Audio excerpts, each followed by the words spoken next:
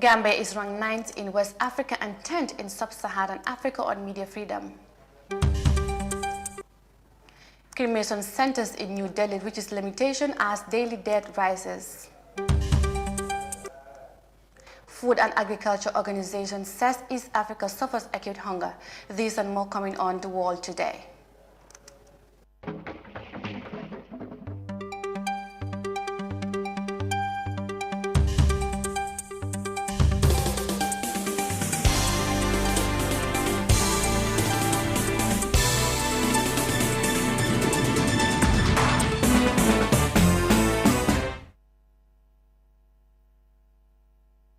Hello, you're watching The World Today newscast with me, Mariama Cham, and thanks for joining us. The Gambia government has recently celebrated the significant gains the country registered in advancing media freedom when Reporters Without Borders released the 2021 Press Freedom Index. The France-based human rights watchdog confirmed that the Gambia is ranked 9th in West Africa and 10th in Sub-Saharan Africa. But what does the achievement mean to Gambian journalists? Our reporter Binta Jallo spoke to some of them and see files in this report. Since the regime change in 2016, journalists have been harassed in different occasions and some of them arrested. And the suspension of some radio stations in 2020 reminded journalists the dark days of Jammeh era. However, many people in the journalism profession feel safer and excited to practice the trade in the parole-led administration. According to the 2021 Press Freedom Index of Reporters Without Borders, Gambia has registered significant gains in advancing media freedoms. The France-led human rights watchdog said Gambia is ranked 85 out of 180 countries surveyed in 2021, a 2-point improvement from 87 in 2020. From the 55 African countries assessed, the Gambia is ranked 9 in West Africa and 10th in Sub-Saharan Africa. To the Gambia government, it is a remarkable achievement for a nation that for 2 decades trailed behind most countries. Demba Ali Jawo, the former Minister of Information and Communication Infrastructure, believes that there seems to be a little development but still room for improvement. I think it is not very bad. At the moment, it is definitely not very bad because at least we know that getting information from the government is not a very easy thing. But, at least since the beginning of this regime, things have not turned out as nasty as they used to be during the former regime. So I think, it's a bit encouraging, but I think the government needs to do more. And and the best way they can go about that is to pass the access to information bill. In that case, if that bill is passed and it becomes law, then the journalists can be able to obtain the information from the authorities as they want. Because at the moment there is nothing compelling the authorities to give out any information to a journalist because there is no law in place for that. The Vice President of the Gambia Union, Mohamed Exba, also acknowledged the gains the Gambia has registered, but quick to suggest that the draconian laws should be repealed. However, we're looking forward for Gambia to be at least among the 5, at least first 5, if not the first countries that encourage press freedom. How will Gambia improve on that is to at least, change some of the draconian laws that are in some of the acts like the Information Act and also the Criminal Code. The president of the Young Journalists Association, Yankuba Jallo, said not much is achieved when it comes to media freedom in the Gambia. The government is talking about the pluralism of media houses, and that is an achievement. One can argue on that line, but the most important thing as far as the operation of media is concerned is to have the laws in our favor. And this is why the government should prioritize the reforms. Since the change of regime, the government has not taken any serious step to change or reform any repressive media law. Still, we still have those laws here. The laws that they are claiming that are reform were the laws that the Gambia Press Union battled at the Supreme Court and succeeded. So the Supreme Court decided some of them as unconstitutional. So it does not mean like it is their doing, but it is the court's doing. Press freedom is a prerequisite for the establishment of a functioning democratic system of government and governmental human rights.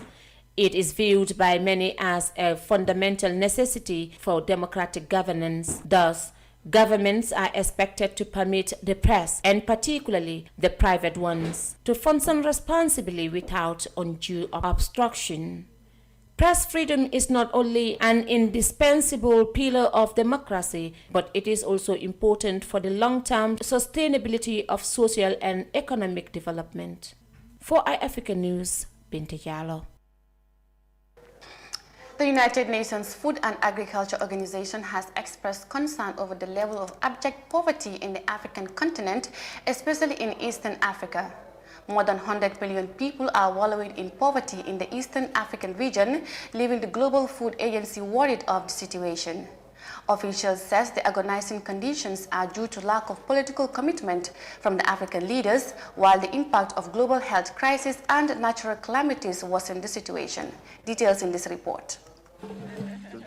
According to the UN Food and Agriculture Organization, there are at least 239 million people who are facing starvation in Africa, and 133 million of these are in Eastern Africa. It is a scourge that in East Africa we have people that are chronically hungry, are 50% of the whole of Africa's population, and yet the population itself is only less than 25%. How can governments ever want to be comfortable with this situation? Nobody else is going to do it for them. They have to do it themselves.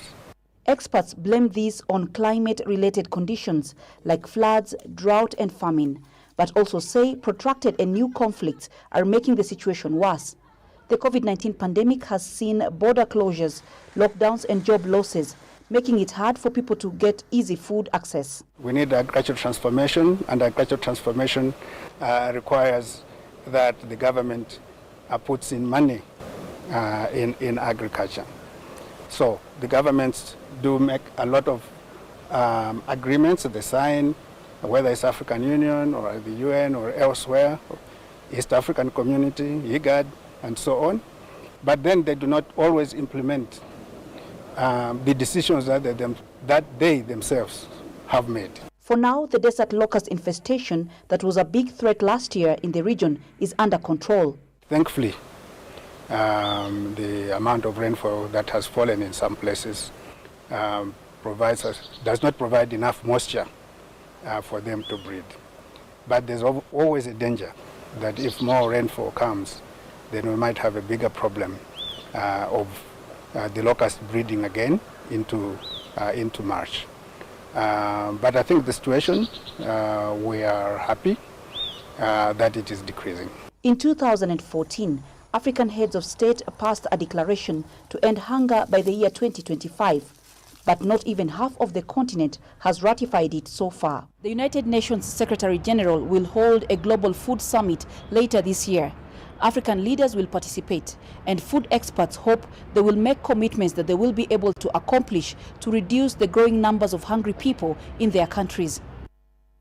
The former lead counsel of the Janneh Commission, set to investigate the financial activities of the former Jammeh government, appears before the Truth Commission to give her testimony on her role in the promulgation of AFPRC decrees.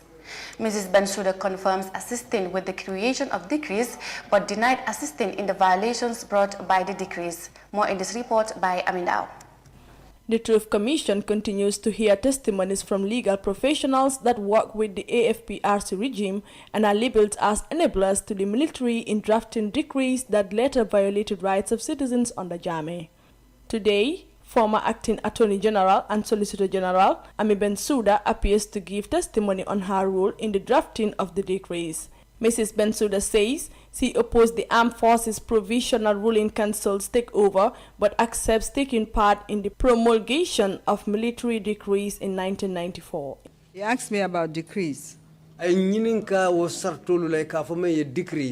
he knew that in coups in Nigeria and Ghana, the decrees were what the military used to rule the countries. I responded that these were in the nature of laws, and we had a department, and he wanted to know how decrees could be made. I told him that there was a department in the ministry that drafted law. So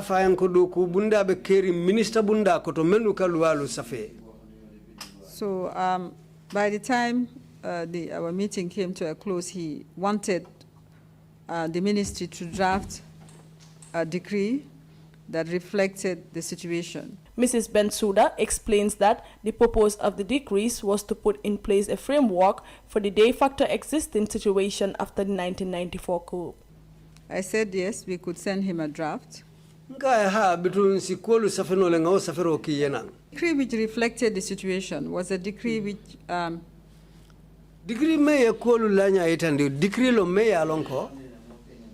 decree would establish the Armed Forces Provisional Ruling Council as announced. Armed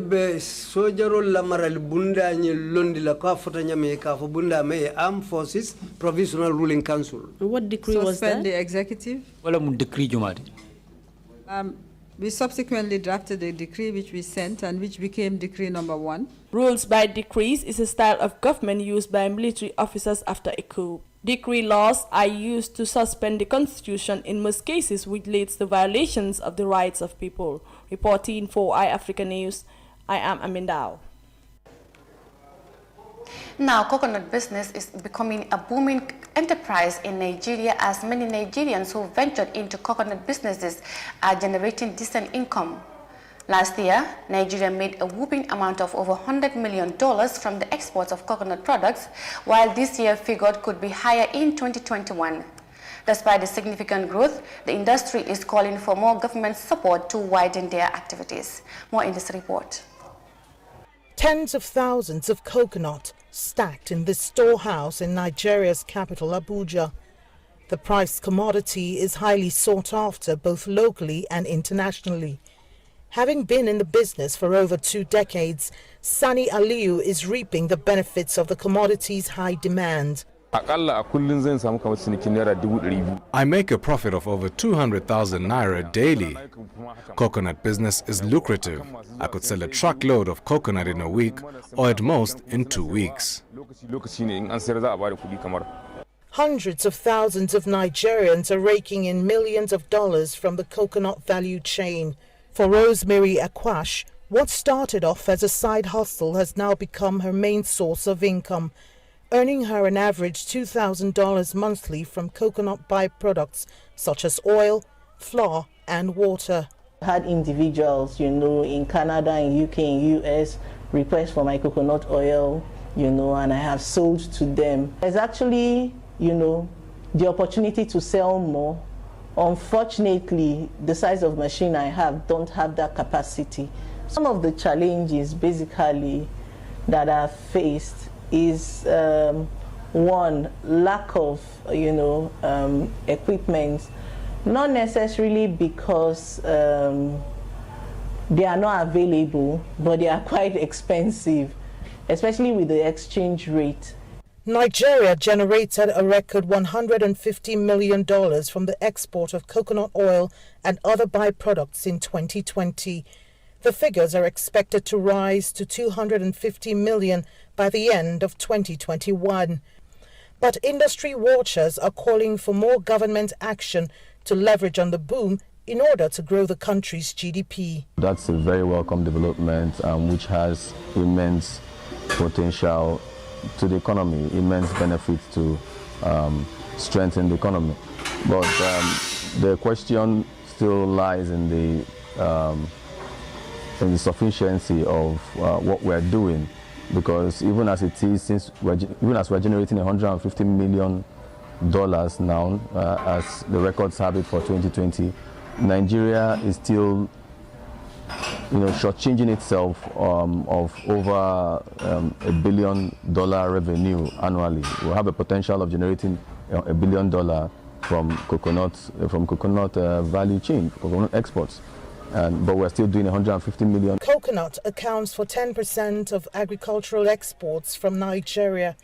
It's currently earning up to 15% of its projected annual revenue, but experts believe it could go up to 50% if the nation ramps up production efforts. Now, long before the arrival of the COVID-19 vaccines in the Gambia, many people have already made up their minds that the vaccine is a no-go area for them. Some of them cited many unfounded theories attached to the vaccine program. The health authorities have confirmed that the vaccination of over 21,000 people across the country. Despite this achievement, they still encounter with people who are not willing to take the vaccine due to what they call social media theories against the vaccine. More in this report. The Gambia is expected to receive sufficient vaccines before the end of this year from the COVAX facility to ensure the vaccination of 20% of the population, approximately 480 people. However, the health authorities says over 21,000 people have so far taken the vaccination across the country.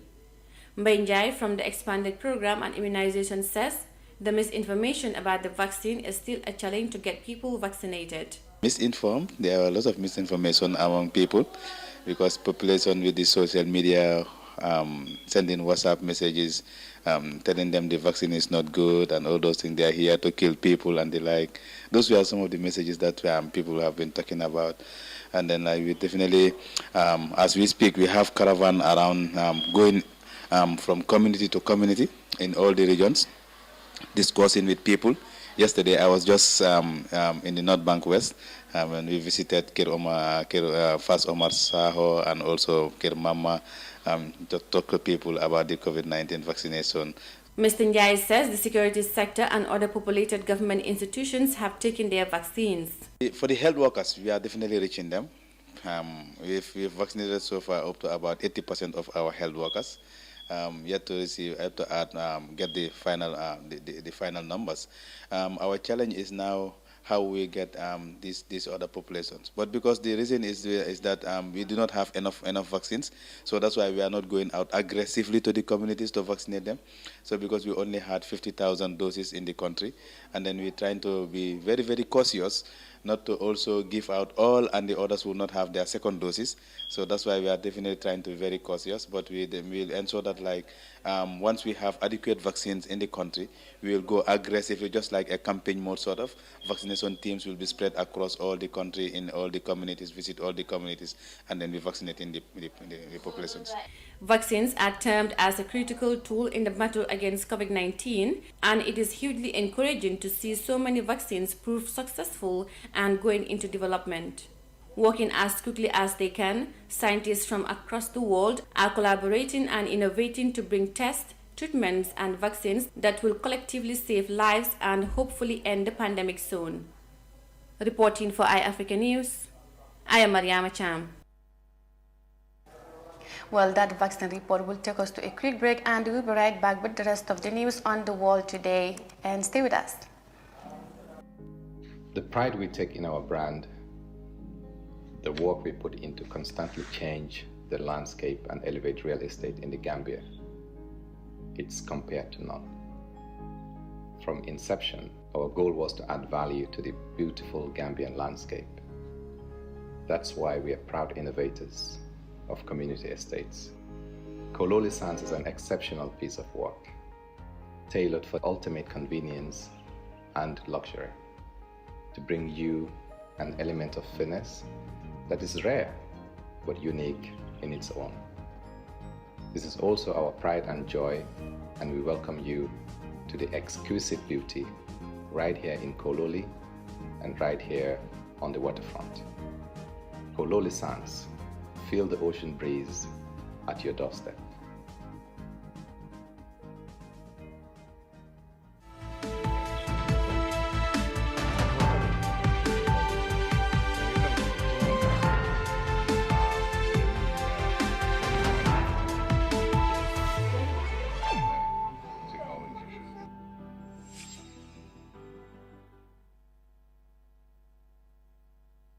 Welcome back, and still on the wall today. The founder of Join Hands to Save a Baby, Amijaju, has donated 5 blood bank refrigerators to the Ministry of Health on Monday. The donation is meant to reduce the high risks of maternal deaths in the Gambia, as the country witnesses an increase in maternal mortality in the past 4 months. Nejise Fals in this report. Maternal mortality is one of the main indicators of the quality of healthcare delivery in a country. In the past few months, the joy of welcoming a new baby into the world can turn out to be a devastating sadness when the mother died during or after childbirth. To this effect, a project called Join Hands to Save a Baby was initiated by Amijaju, a Gambian citizen residing in the UK. She has been donating medical equipment to the country's health sector, and this time donated 5 blood refrigerators to the health ministry. The program manager of the National Blood Transfusion Services, Mariama Jambe, said the project was launched to support the blood transfusion services in the Gambia. This project was launched to support the National Blood Transfusion Services of the Gambia to help reduce the challenges of blood inadequacy in our health facilities, and also to help women and children who need blood to get safe blood transfusion in a timely manner. Madam Jambe said these refrigerators are specially meant for storage of blood and will be taken to key health centers across the country, including Basse and Brikama hospitals. Abdullah Jaju, a member of the project, said the project is making a great impact on the lives of many in the country since its inception. The foundation has conducted several blood drives in support, with the support of technicians from the National Blood Transfusion Service for storage in various hospitals in the country. We believe that these refrigerators will be of great essence in the aforementioned fight. There is no doubt that the project is making significant impact on the many lives in this country. As this has been the mantra of Join Hands to Save a Baby, to impact positively on the lives of the less privileged, particularly women and children in the Gambia. The Minister of Health, Dr. Ahmad Lamin Samate, revealed that maternal deaths are high in many countries, but the Gambia's maternal deaths has been the lowest in the African sub-region. Maternal mortality is high in many developing countries. The loss of a single mother is sad enough, talk less of if it's more than one. But as a country, maternal mortality has been declining in the Gambia over the period, even though it is high, but it is going down. The Gambia's maternal mortality ratio is one of the lowest in the sub-region as we speak to you. But we say to ourselves, we don't want a single mother to die because of pregnancy. So we have to put all hands on deck, inshallah, to ensure that that happens. Join Hands to Save a Baby project was initiated on the 24th of October 2020 by a UK-based Gambian, Amijaju. According to officials, the project has since inception spent over $1 million. Amijaju is said to have been donating medical items to the various health facilities across the country to help the government to fight against maternal deaths. Reporting for iAfrica News, I am Daisy. And now crematoriums in New Delhi were stretched to their limits on Monday as India continues to register new records amid a surge in COVID-19 cases. The Asian country is becoming the epicenter of the deadly virus as death toll rises every day. Details in this report by Sahna Tunkara. People could be seen gathering around bodies and preparing them for cremation as workers in protective equipment continue to bring more corpses wrapped in shirts at one cremation ground in the southeast of the city. A few relatives of deceased people gathered around the bodies to pray as the pyre is burned. Today, my brother died due to COVID-19. I admitted him to Fortis Escort Hospital for treatment and brought his body here from the hospital for final rites. I would like to thank the hospital officials for giving excellent treatment to my brother. and they have helped us a lot. India broke the world record for the highest daily tally of new coronavirus infections last week, with the country struggling to provide medical assistance to patients amid lack of ventilators and hospital beds.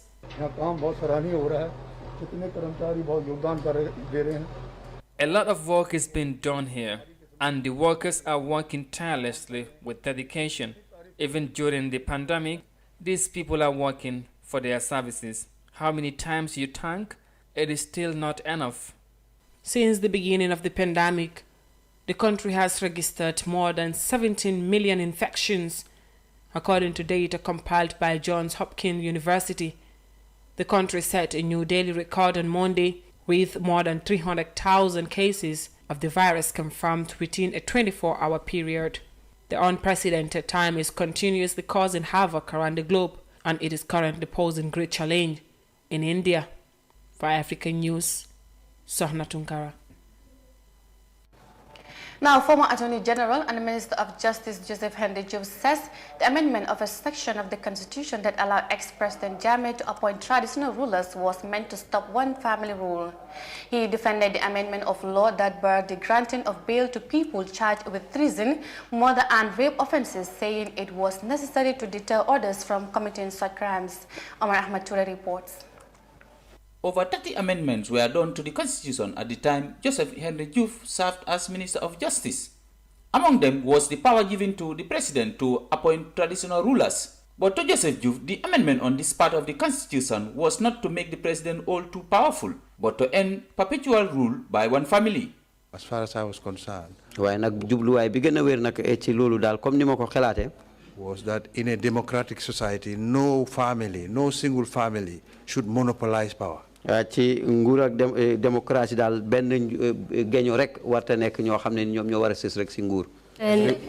is equal before the law and in terms of opportunities. Section 99 of the Constitution was also amended to deny bail for people charged with treasonable offenses and murder. Joseph justifies it, saying it was done to stop the convicts from fleeing. However, Counsel Singate reminds him that this law has taken the rights of citizens to defend themselves in courts, as it is only the courts that have the discretion to determine the innocence or guilt of an individual and give bail to those charged for life imprisonment. Lawyer Juve, however, disagrees. Well, it just depends, because I think there was a time when the public felt that the conditions of bail granted to people who had committed very serious offenses were very lax or minimal. And it was not fair that this should be allowed to go on, especially in serious cases. So government had to step in and ensure that, some of these activities and crimes were not committed all the time. It was not rampant. The former Attorney General and Minister of National Assembly Matters also touches on the provision that amended the 50+1 to simple majority, where the first person to pass the post becomes the winner, saying that system was better than the second round of voting. He argues that the system was not put in place to favor Jammeh, as it was evident in the 2016 election that he lost to the coalition. Joseph Henderjeeves, a Gambian lawyer, politician, and a writer, was born in 1960. He attended Kelly University from 1981 to 1985. He served as president of the Gambia Bar Association from 1998 to 2001, and later Attorney General and Minister of Justice of the Gambia from 2001 to 2003. For iAfrica TV, this is Omar Ahmadu Toure reporting. That TRC report by Omar Ahmad Toure brings us to the end of the World Today newscast. I am Mariama Cham. Thanks for watching and bye for now.